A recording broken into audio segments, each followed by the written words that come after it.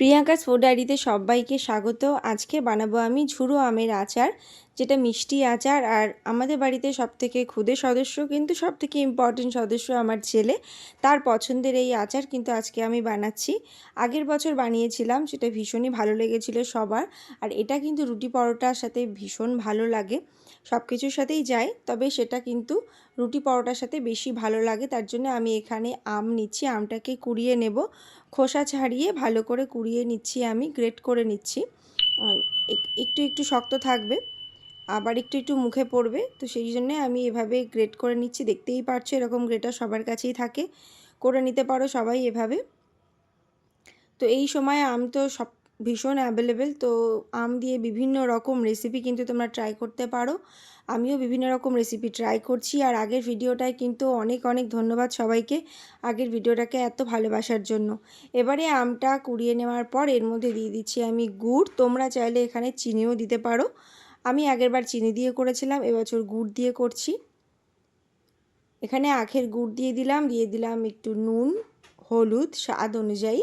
এবারে দিয়ে দিচ্ছি আমি এখানে দারচিনি, দিয়ে দিচ্ছি এখানে মৌরিটা মুখে পড়লে বেশ ভালো লাগে আচারে। আর দিয়ে দিলাম লঙ্কার গুঁড়ো।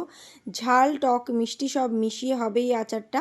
যেহেতু ছেলের জন্য বানাচ্ছি তাই মিষ্টিটাই বেশি বানাবো, মানে ঝাল আর মিষ্টি। আর এখানে দিয়ে দিলাম আমি চিলি ফ্লেক্স। তো তোমরা চাইলে ঝালটা কম বেশি করে নিতে পারো। এবারে কিছুক্ষণ মাখিয়ে এটা রেখে দিলে এরকম কিন্তু জল গলতে শুরু করে দেবে। এবারে একটা প্যানে কোনো রকম তেল ছাড়াই এটা সম্পূর্ণটা ঢেলে দিতে হবে।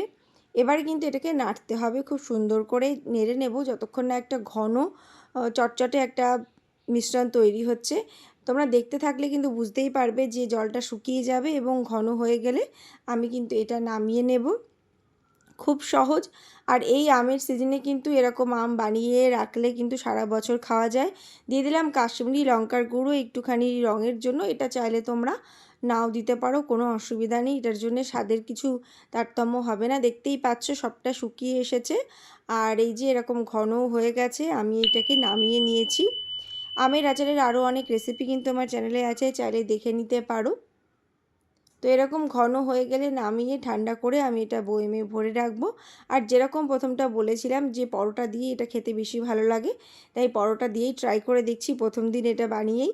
আর তোমরা দেখছো প্রিয়াঙ্কাস ফুড ডায়েরি, চ্যানেলটা ভালো লাগলে, রেসিপি ভালো লাগলে অবশ্যই সাথে থেকো, লাইক কমেন্ট শেয়ার করো। আর যারা সাবস্ক্রাইব করোনি তাদেরকে বলবো প্লিজ সাবস্ক্রাইব করো। তো দেখা হবে আবার নতুন ভিডিওতে, ততক্ষণ পর্যন্ত সবাই ভীষণ ভালো থেকো।